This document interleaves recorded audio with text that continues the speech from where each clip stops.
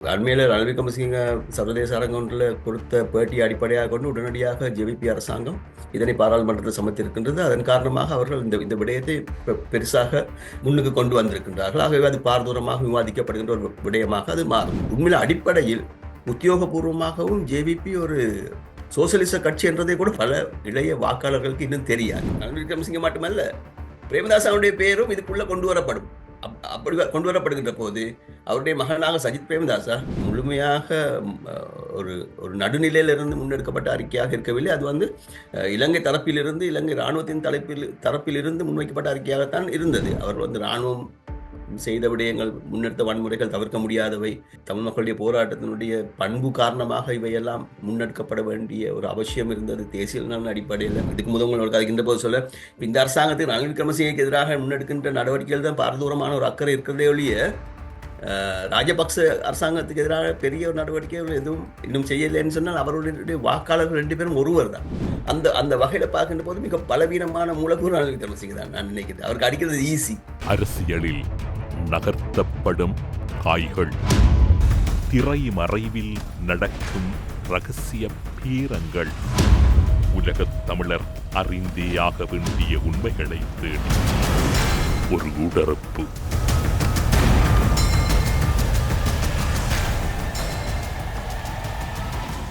அமெரிக்காவின் சாஸ்பரி பல்கலைக்கழகத்தின் அரசறிவியல் துறையின் பேராசிரியராக இருக்கக்கூடிய கலாநிதி கீத்த பொன்கலன் அவர்களை இன்றைய ஊடறுப்பு நிகழ்ச்சியோடு இணைத்திருக்கின்றோம். ஊடறுப்பு நிகழ்ச்சியின் சார்பில் உங்களை வரவேற்பதில் மகிழ்ச்சி. வணக்கம். வணக்கம் தமிழ். இலங்கையின் மிக பிரதானமான பல அரசியல் களங்கள் பேசப்பட்டுக் கொண்டிருக்கின்றன. ஜனாதிபதி ஆணைக்குழுக்களின் நடவடிக்கைகள் இடைநிறுத்தப்பட்டன. அவற்றை மீண்டும் தொடரப்போகின்றோம் என்று தேசிய மக்கள் சக்தி குறிப்பிடுகின்றது. குறிப்பாக பட்டலந்த அறிக்கை தொடர்பில் சந்திரிகா பண்டாரநாயக்க குமாரதுங்கவின் ஆட்சி காலத்தில் சேகரிக்கப்பட்ட தகவல்கள் அடுத்த கட்டத்துக்கு நகரவில்லை என்கின்ற ஒரு குற்றச்சாட்டோடு ரணில் விக்ரமசிங்கே அவர்கள் கூறினார், அந்த ஜனாதிபதி ஆணைக்குழுவின் அறிக்கைக்கான பரிந்துரை அல்லது அங்கீகாரத்தை நாடாளுமன்றம் வழங்கவில்லை என்று சர்வதேச ஊடகம் ஒன்றின் செவ்வியின் போது குறிப்பிட்ட விடயம் இப்போது அந்த அரசினால் அவர் கூறிய இடத்திலிருந்து ஆரம்பிக்கப்படுகின்றது. அரசறிவியல் துறையின் ஒரு நீண்டகால அரசறிவியலோடு பயணிக்கக்கூடிய ஒருவர், இலங்கையில் கொழும்பு பல்கலைக்கழகத்திலும் அரசறிவியல் துறையில் பல முக்கிய பொறுப்புகளை வகித்தவர். இந்த விடயம் அரசியல் நோக்கில் உங்களுக்கு எப்படி தென்படுகிறது?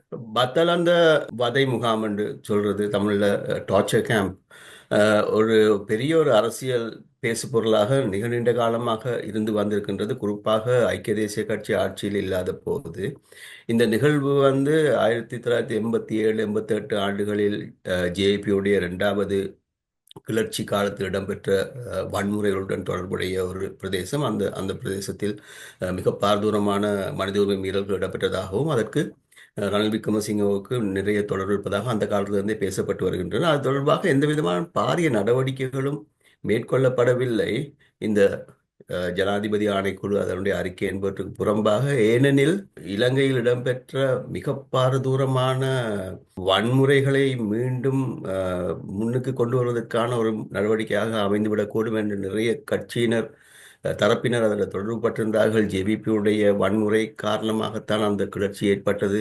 அதுக்கு புறம்பாக ஜேவிபிக்கு எதிராக பிரேமதாசா மிக பாரதூரமான வன்முறைகளை தூண்டி விட்டிருந்தார். அந்த காலத்தில் ரணில் விக்ரமசிங்க ஒரு மிகச்சிறிய ஒரு ஜூனியர் மினிஸ்டராக இருந்தார் என்ற பல காரணங்கள் இருந்தன. அதுக்கு புறம்பாக சந்திரிகா குமாரதுங்க காலத்தில் தான் இந்த ஆணைக்குழு மேற்கொள்ளப்பட்டது முதல் தடவையாக நான் நினைக்கிறேன்.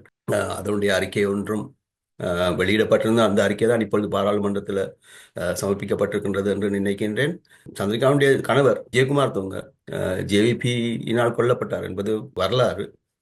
அதன் காரணமாக ரணில் விக்ரமசிங்கருக்கு எதிராகவோ அல்லது பட்டலந்தைக்கு எதிராகவோ பாரிய ஒரு நடவடிக்கை எதுவும் மேற்கொள்ளப்படவில்லை என்று நான் நினைக்கின்றேன். இப்ப பட்டலந்தையை மீண்டும் முன்னுக்கு கொண்டு வருவது பாரதூரமான ஒரு அரசியல் செய்தியாக வாசிக்கப்பட வேண்டும். பாரதூரமான அரசியல் செய்தி என்று நீங்கள் எதனை குறிப்பிடுகின்றீர்கள்? அந்த பாரதூரமான அரசியல் செய்தி என்று பட்டலந்த விவகாரம் அல்லது பட்டலந்த படுகொலை தொடர்பில் அல்லது சித்திரவதை முகாம் தொடர்பில் ரணில் விக்ரமசிங்க பல இடங்களில் தொடர்பு படுவதாகவும் அந்த அறிக்கையில் ஆங்காங்கே சில முக்கிய பகுதிகளில் குறிப்பிடப்படுவதாகவும் சிலர் இப்போது அதற்கான வாக்குமூலங்களை கூட வழங்குகின்ற சூழ்நிலை இருக்கின்றது. எதனை நீங்கள் கூறுகிறீர்கள்? ரணில் விக்ரமசிங்க இந்த பிரச்சனையுடன் தொடர்புபட்டிருந்தார். அங்கு பாரதூரமான மனித உரிமை மீறல்கள் இடம்பெற்றிருந்தது நான் நினைக்கிற உண்மையான ஒரு செய்தி. அந்த அந்த அந்த விடயம் அறிக்கையில் தெளிவாக கூறப்பட்டிருந்தது தான் நான் நினைக்கிறேன். அறிக்கை எங்களுக்கு வாசிக்க கிடைக்க இல்லை. இப்பொழுதுதான் அது வெளியிடப்பட்டிருக்கின்ற நினைக்கின்றேன். ஆனால் அந்த அறிக்கையில் ரணில் விக்ரமசிங்க தொடர்பாக தெளிவாக கூறப்பட்டிருக்கின்றன நினைக்கிறேன். இப்ப அண்மையில ரணில் விக்ரமசிங்க சர்வதேச அரங்கொன்றில் கொடுத்த பேட்டியை அடிப்படையாக கொண்டு உடனடியாக ஜேவிபி அரசாங்கம் இதனை பாராளுமன்றத்தில் சமர்த்திருக்கின்றது. அதன் காரணமாக அவர்கள் இந்த இந்த விடயத்தை பெருசாக முன்னுக்கு கொண்டு வந்திருக்கின்றார்கள். ஆகவே அது பாரதூரமாக விவாதிக்கப்படுகின்ற ஒரு விடயமாக அது மாறும். அதில் எந்த விதமான சந்தேகம் இல்லை. இப்போ இதனுடைய பின்னணியை நீங்க பார்த்தீங்கன்னு சொன்னால் ஜேவிபியினுடைய இரண்டாவது கிளர்ச்சியும் ஜேவிபியினால் மேற்கொள்ளப்பட்ட இந்த காலத்தில் அந்த 2-2.5 ஆண்டுகளில் ஜேபியினால் மேற்கொள்ளப்பட்ட மிக பாரதூரமான மனித உரிமை மீறல்களுடன் தொடர்புபட்ட ஒரு விடயமாகத்தான் பத்தலாந்த பார்க்கப்படும். ஆகவே இந்த 2 விடயங்கள் இருக்கின்ற போது ஒன்றை மட்டும் தனியாக எடுத்து நீங்க விவாதித்துக் கொண்டிருப்பீர்கள், மற்றதை மறந்து விடுவீர்கள் என்று சொல்ல முடியாது. பத்தலாந்தே பேசுகின்ற போது தவிர்க்க முடியாதபடி அனைவரும் இந்த காலத்தில் ஜேபி செய்த கொலைகள், வன்முறைகள், மனித உரிமை மீறல்கள், கொள்ளைகள் போன்ற பல்வேறு விடயங்கள் பற்றி பேசுவார்கள் என்று நான் நினைக்கிறேன். இப்ப இருக்கின்ற அரசியல் களத்தை நீங்க பார்ப்பீங்கன்னு சொன்னால் இளைஞ வாக்காளர்களுக்கு இந்த வரலாறு தெரிந்திருப்பதற்கான சந்தர்ப்பம் மிகவும் குறைவானு தான் நான் நினைக்கிறேன் சொன்னால் உண்மையில அடிப்படையில் உத்தியோகபூர்வமாகவும் ஜேவிபி ஒரு சோசியலிச கட்சி என்றதை கூட பல இளைய வாக்காளர்களுக்கு இன்னும் தெரியாது. இது இந்த விடயம் பிரதானமான ஒரு பேசு பொருளாக வருகின்ற போது ஜேவிபியினுடைய வரலாறு மீண்டும் கிளறப்படுவதற்கான ஒரு சாத்தியம் இருக்கும். அது மிக ஒரு உற்சாகத்துடன் இதை பாராளுமன்றத்தில் சமர்ப்பித்தாலும் கூட அந்த விவாதத்தையும் முன்னுக்கு கொண்டு வருவது தவிர்க்க முடியாதாக இருக்கும். அது ஜேபிக்கு அரசியல் ரீதியாக ஒரு பிரச்சனையாக இருக்கக்கூடும் என்றுதான் நான் நினைக்கிறேன், பாரதூரமாக இல்லாவிட்டாலும். அது ஒன்று. இரண்டாவது, இப்ப இலங்கையில வன்முறை அல்லது சித்திரவதை, டார்ச்சர் என்று பார்த்தீங்கன்னு சொன்னா பல நீண்ட ஒரு வரலாறு காணப்படுகின்றது.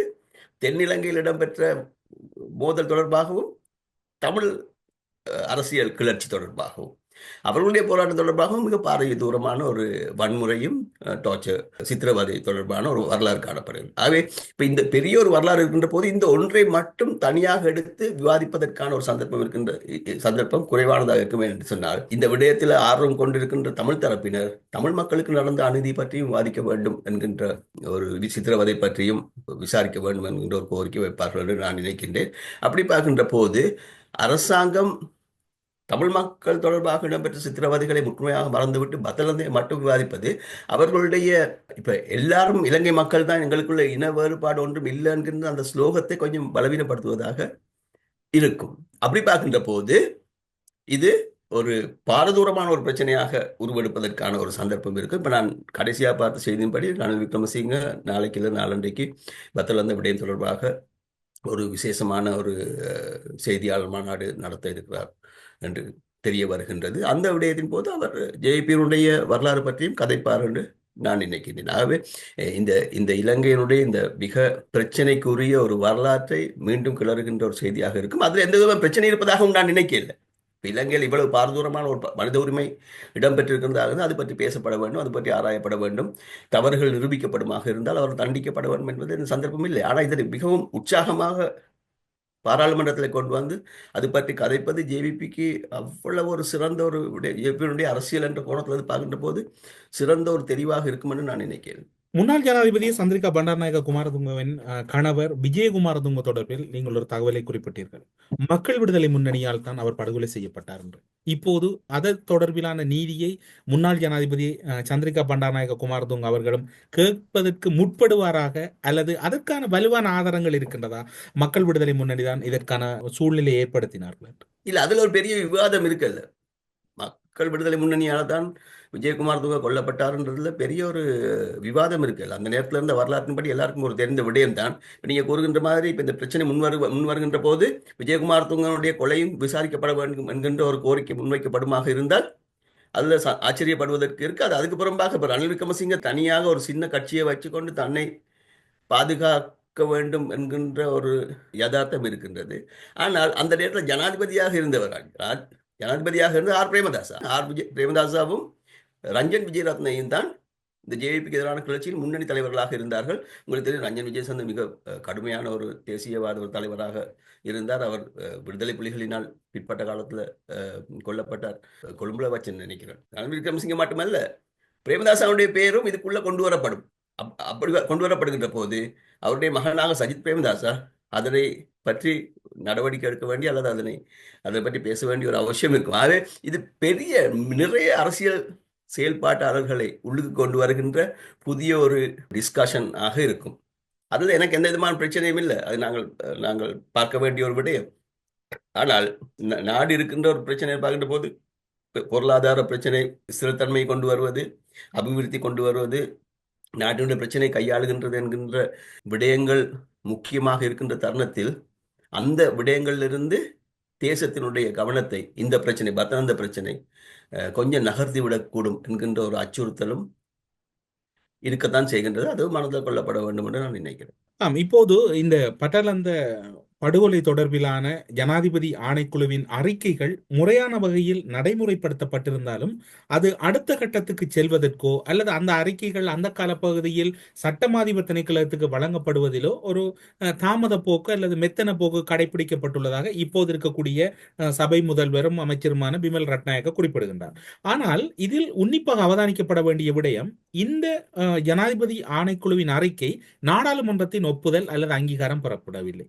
இது கட்டாயம் விசாரிக்கப்பட வேண்டும். நீங்கள் கூறுவது போன்று அதில் தொடர்புடையவர்கள் தண்டிக்கப்பட வேண்டும். அடுத்ததாக, கடந்த காலங்களில் தமிழ் மக்களுக்கு இழைக்கப்பட்ட அநீதிகள் தொடர்பில் அமைக்கப்பட்ட ஜனாதிபதி ஆணைக்குழுக்களின் அறிக்கைகள் அத்தனையும் நாடாளுமன்றத்துக்கு சென்றதற்கான வாய்ப்புகளும் இல்லை, அப்படியான ஒரு தரவுகளும் இல்லை.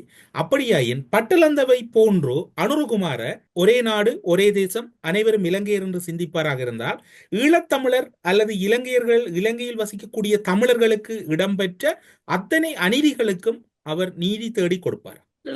அப்படி நினைக்கல. இப்ப நீங்க அந்த அந்த ஸ்லோகத்தை அடிப்படையாக வைத்துக்கொண்டு இந்த பிரச்சனையை பார்ப்பீர்களாக இருந்தால், நியாயமான அடிப்படையில் எல்லா மனித உரிமை மீறல்களும் விசாரிக்கப்பட வேண்டும், எல்லா மனித உரிமை மீறல்களும் தண்டிக்கப்பட வேண்டும்.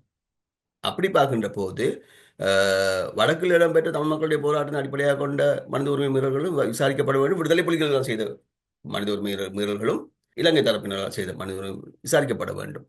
ஆனால் அந்த ஸ்லோகன் ஒரு அரசியல் ஸ்லோகமே அன்றி நடைமுறையில பெருசாக இருக்கின்ற ஒரு ஸ்லோகனாக நான் பார்க்கல. எல்லா மக்களும் ஒரே மக்கள் தான், எங்களுக்குள்ள இன வேறுபாடு இல்லை என்கின்ற இந்த ஸ்லோகத்தினுடைய நடைமுறை தன்மை என்ன என்பதை நீங்க கடந்த 6 மாதத்துலேருந்து செப்டம்பர்லேருந்து அல்லது நவம்பர்லேருந்து பார்ப்பீங்கன்னு சொல்லி நடைமுறையில் நாங்கள் பெருசாக அதுகளை பார்க்கல.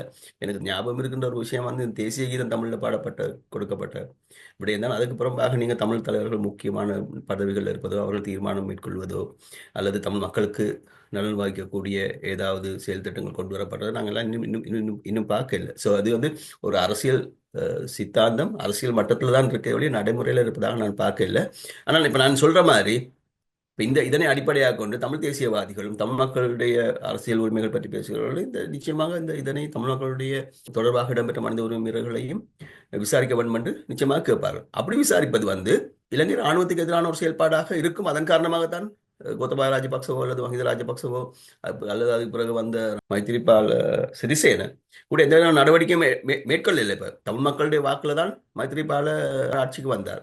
தேர்தல் காலத்துல தமிழ் மக்கள் தொடர்பாக மிக பாரதூரமான ரெக்கன்சிலியேஷன் ஓரியன்ட் ஆன விடயங்களை அவர் கூறியிருந்தார். ஆனால் அவருடைய பதவி காலத்தில் இறுதி பகுதியில் நான் இராணுவத்துக்கு எதிராக செயல்படுவதும் பார்க்க தூக்குமேடைக்கு நான் செல்வன் என்ற விதமான விடயங்கள் தான் அவர் கூறியிருந்தார் என்பது இந்த தமிழ் போராட்டம் தொடர்பாக இடம்பெற்ற மனித உரிமை மீறல்களை விசாரிப்பதில் இராணுவத்துக்கு எதிரான செயல்பாடாக நிச்சயமாக அமையும்.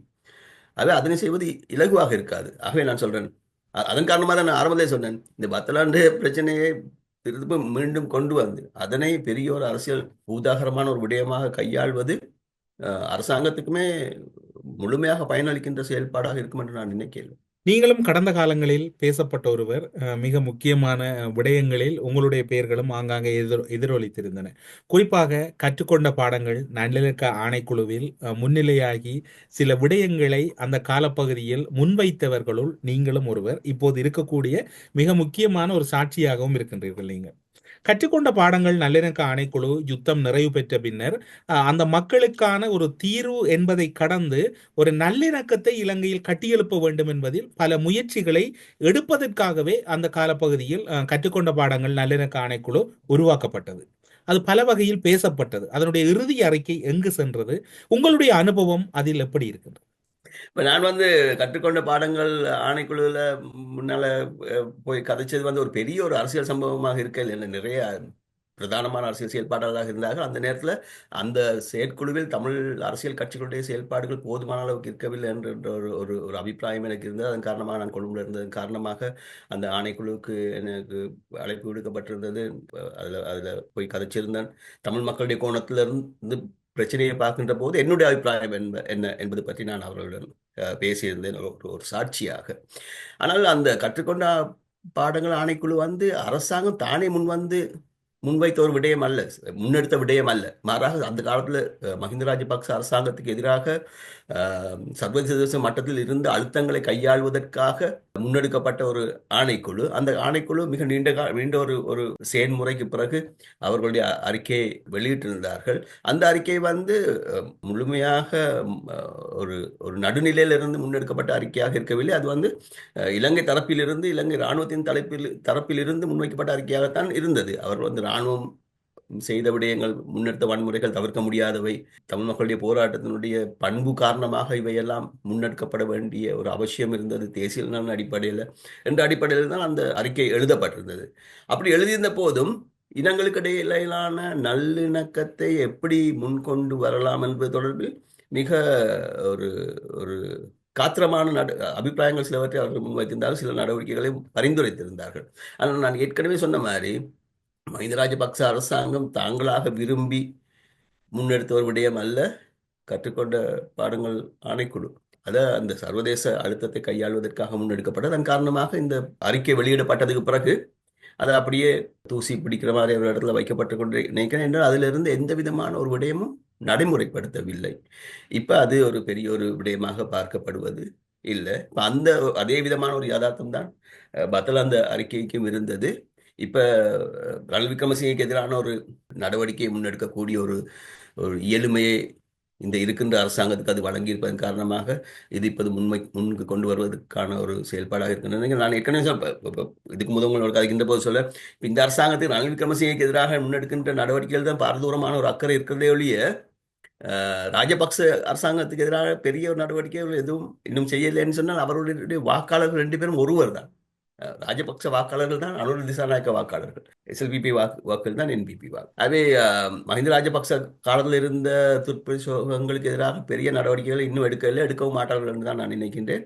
இது ரணில் விக்ரமசிங்கக்கு எதிராக என்று அவர்களுக்கு அரசியல் ரீதியாக ஒரு எதிர் சக்தி தேவைப்படுகின்றது. இந்த கவனத்தை வைத்திருப்பதற்காக அதுக்கு சிறந்த ஒரு நபர் தான் ரணில் விக்ரமசிங்க. என்றால் தமிழ் சிங்கள தேசியவாதிகளுக்கிடையே ரணில் விக்ரமசிங்க தொடர்பாக நல்ல ஒரு அபிப்பிராயம் ஒரு காலத்திலே காணப்பட்டதில்லை. அதன் காரணமாக எந்த ஒரு ஜனாதிபதி தேர்தலில் அவர் வெற்றி பெற்றிருக்கவில்லை. பல தேர்தல்களில் போட்டியிட்டு இருந்தார்.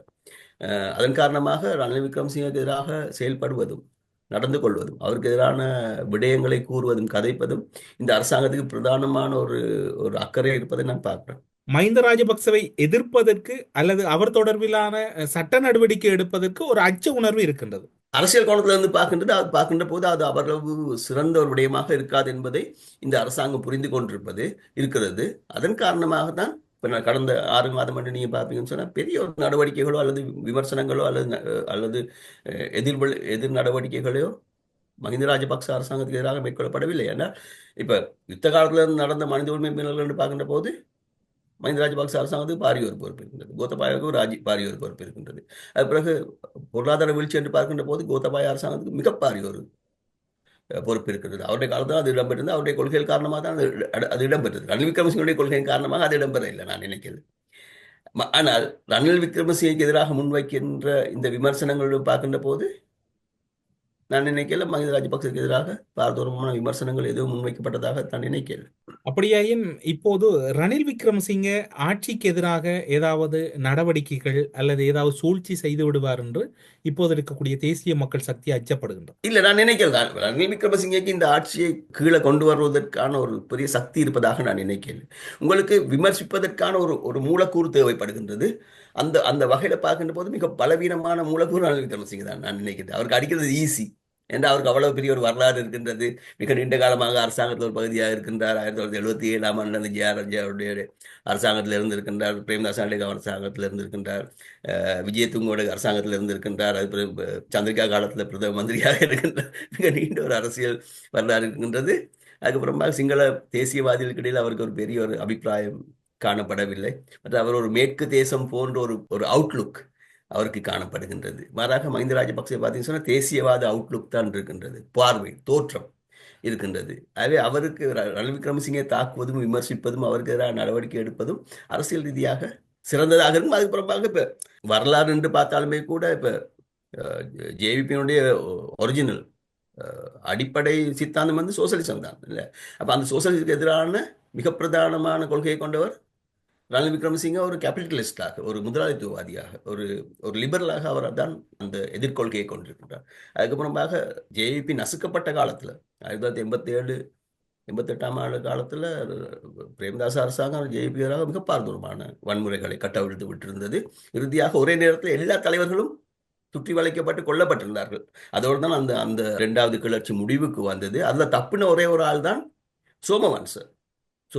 எல்லாரும் கொல்லப்பட்ட போது சோமவன்ச ஒரு தலைவராக இருந்தார். அவர் அந்த அதுதான் தப்பினார். தப்பி இங்கிலாந்துக்கு போய் கொஞ்ச காலம் இருந்துட்டு மீண்டும் வந்துதான் ஜேபி ஒரு அரசியல் கட்சியாக மீண்டும் மாற்றி 90களில் இடைப்பட்ட காலத்தில் ஒரு அரசியல் சக்தியாக மீண்டும் ஆர்கனைஸ் பண்ணி முன்கொண்டு வருவதில் சோமவன்ச செயல்பட்டிருந்தார். ஆகவே ஜேபியுடைய ஆனால் அவர் இறக்கும் போது மக்கள் விடுதலை முன்னணியில் இருக்கவில்லை.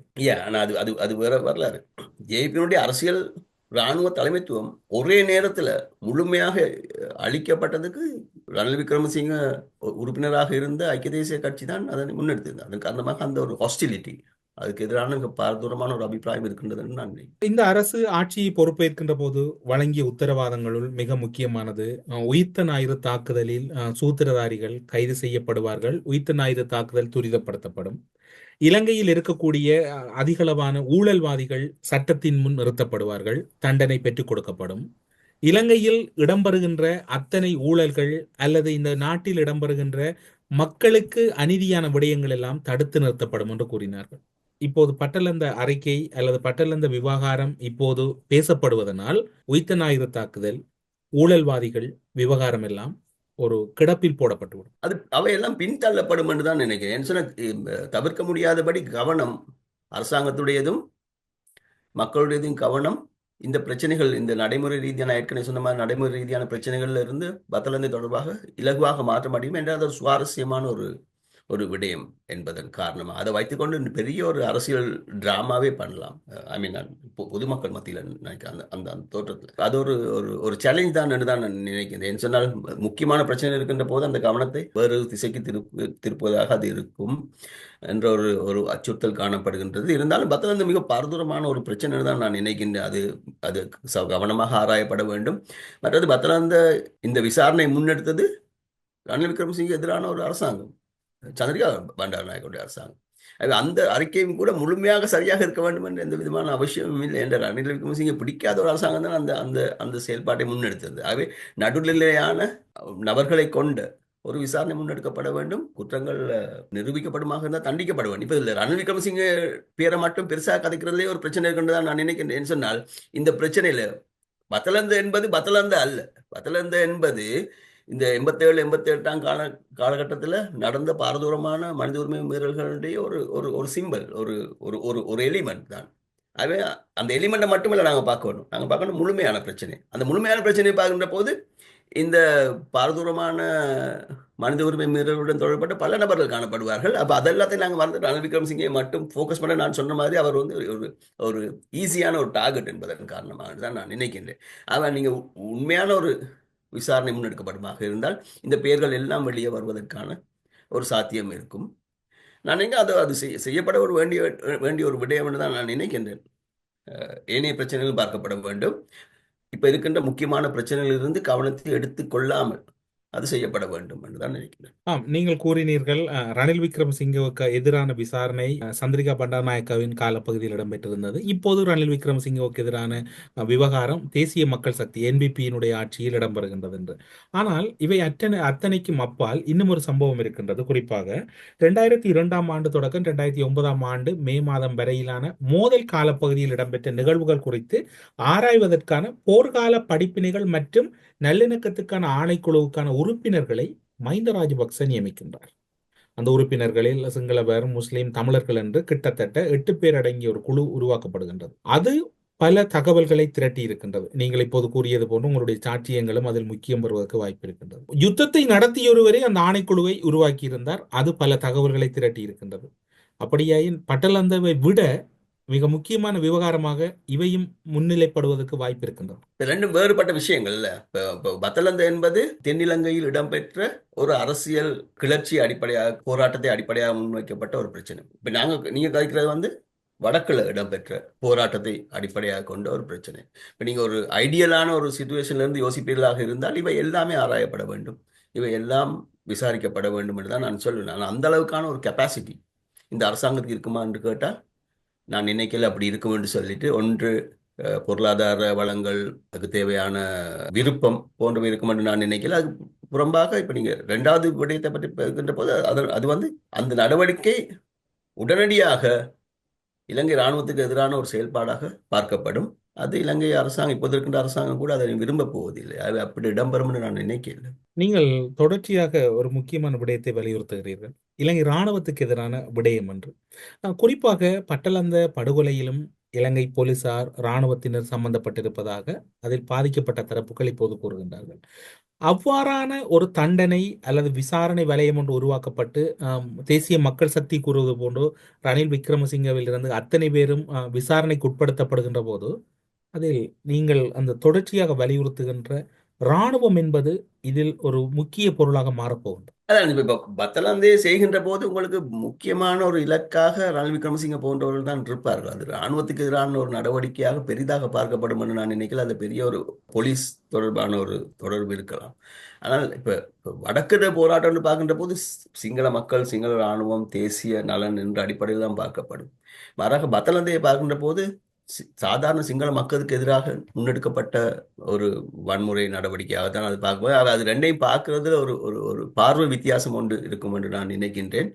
இப்ப 2009 ஆண்டு யுத்த முடிவடைந்த காலத்திலிருந்து அது தொடர்பான விசாரணை ஒன்று முன்னெடுக்கப்பட வேண்டும், குறிப்பாக சர்வதேச விசாரணை ஒன்று முன்னெடுக்கப்பட வேண்டும் என்ற கோரிக்கை பாரதூரமாக இருந்து வந்தது.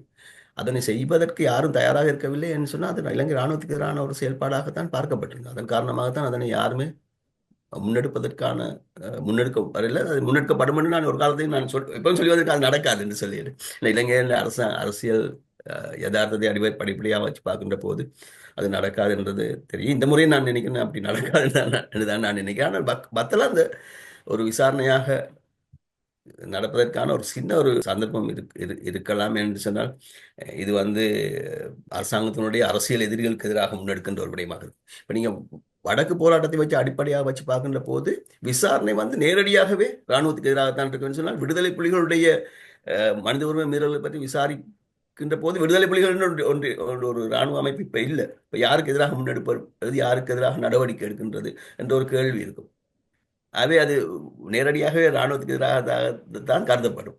இதுல அப்படி இல்லை. இதுல நீங்கள் இலக்குகள் இருக்கின்றது, ரணில் விக்ரமசிங்க போன்றவர்கள் இருப்பார்கள். அதனை அடிப்படையாக வைத்துக்கொண்டு சஜித் பிரேமதாசாவையும் கூட தாக்கக்கூடிய ஒரு உள்ளார்ந்த இயலுமை இருக்கின்றது. அதன் காரணமாக அது இடம்பெறுவதற்கான ஒரு சின்ன ஒரு சாத்தியம் இருக்கும் என்று நான் நினைக்கிறேன். இந்த விசாரணை துரித கதியில் தீவிரப்படுத்துவதற்கு வாய்ப்பு இருக்கின்றது. அப்படி இடம்பெறும் என்று நான் நினைக்கல. உடனடியாக முன்னெடுக்கப்பட்டு இது தண்டிக்கப்படுவார்கள் என்று நான் நினைக்கல. அரசியல் ரீதியாக இது பயன்படுத்தப்படுவதற்கான ஒரு சாத்தியம் இருக்கு என்று நினைக்கிறேன். இப்ப நீங்க அரசாங்கத்தை எடுத்து பார்க்கணும்னு சொன்னா அரசாங்கம் பெரிய ஒரு அடிப்படையில எந்த ஒரு விடயத்தையும் இன்னும் தொடங்கி முடித்ததாக நாங்கள் இன்னும் பார்க்கல. மெல்லத்தான் அவர்கள் செய்கிறாங்க. அவர்கள் ஆரம்பத்தை சொல்லியிருந்தார்கள், நாங்கள் வந்து டெஸ்ட் கிரிக்கெட் விளையாடுறதுக்கு தான் வந்திருக்கிறோமே ஒழிய 20 ஆட்டம் ஆடுறதுக்கு நாங்கள் வரலாண்டு. அதன் காரணமாக அவர்கள் மெல்லத்தான் நாங்கள் எல்லாம் செய்வோம் என்று தான் ஆரம்பத்திலே சொல்லியிருக்கின்றார்கள். இப்போ அந்த அடிப்படையில் தான் விடயங்கள் மிக மெதுவாக நகர்ந்து வருகின்றது. இப்போ சனிக்கிழமை குரங்குகள் எத்தனை இருக்கின்றது என்று கணக்கெடுக்கிறதாக சொல்லியிருக்கின்றார்கள். இப்போ அது முடிகிற நேரம் தான் தெரியும் அது எப்படி முடிஞ்சது என்று சொல்லிட்டு. அப்படி பார்க்கும்போது ஸ்லோகாக மெதுவான நடவடிக்கை தான் நாங்கள் பார்க்குறோம். பல விடயங்களிலும் வாக்குறுதி அளிக்கப்பட்ட பல விடயங்கள் இன்னும் தொடங்கப்படவே இல்லை. உதாரணமாக சொல்றதாக இருந்தால் அரசியலமைப்பு ரீஃபார்ம் பண்ணப்படும் என்று சொல்லப்பட்டிருந்தது. அது நடக்கலை, தொடங்கப்படலை. பிடிஏ சர்வதேச என்ன சொல்றது பயங்கரவாதத்துக்கு எதிரான சட்டம் இல்லாமல் செய்யப்படும் என்று சொல்லப்பட்டது. அதுக்கு தொடர்பான நடவடிக்கைகள் மேற்கொள்ளப்படவில்லை. அவர்கள் முன்னெடுக்க வேண்டிய பல விடயங்கள் காணப்படுகின்ற அதெல்லாம் மிக மெதுவாகத்தான் நடந்து வருகின்றது என்று நான் நினைக்கிறேன். அந்த அடிப்படையில் பார்க்கின்ற போது பத்தலாந்த விடயமும் கூட ஒரு அரசியல் பிரச்சனையாக பெரிய அளவுக்கு பேசப்படுமே அன்றி உடனடியாக நடவடிக்கைகள் பெரிய அளவுக்கு முன்னெடுக்கப்பட்டு இந்த விடயம் செட்டில் பண்ணப்படும் என்று வரலாற்றை அடிப்படையாக வைத்து பார்க்கின்ற போது எனக்கு தோன்ற இல்லை இன்னும். ஆனால் 2-3 நாள்ல எங்களுக்கு தெரியும் எப்படி போகுது என்று சொல்லிட்டு. ஆனால் அதனுடைய தாக்கம் அல்லது அரசியல் ரீதியான பின்னடைவு சஜித் பிரேமதாசாவுக்கும் இருப்பதற்கு வாய்ப்பு இருக்கின்றது. நிச்சயமாக இருக்கும். அவருடைய தந்தை தான் அதனுடைய லீடர். ரணில் விக்ரமசிங்க அந்த அரசாங்கத்தில் இருந்த மிக ஒரு ஜூனியர் மெம்பர் தான். அந்த காலத்துல அவர் 77 முதல் தடவையாக பாராளுமன்றத்துக்கு வந்திருந்தார். இது நடைபெறுகின்றது 87-88 ஆண்டு காலப்பகுதியில். அவர் அரசாங்கத்தில் 10 வருஷமாக இருந்தார். அவருக்கு விட சீனியர் மினிஸ்டர்ஸ் நிறைய பேர் இருந்தார்கள். உதாரணமாக ரஞ்சன் விஜயரத்ன போன்ற மிக பவர்ஃபுல்லான மினிஸ்டர்ஸாக இருந்தார்கள் பிரேமதாசாவுடைய அரசாங்கத்தில்.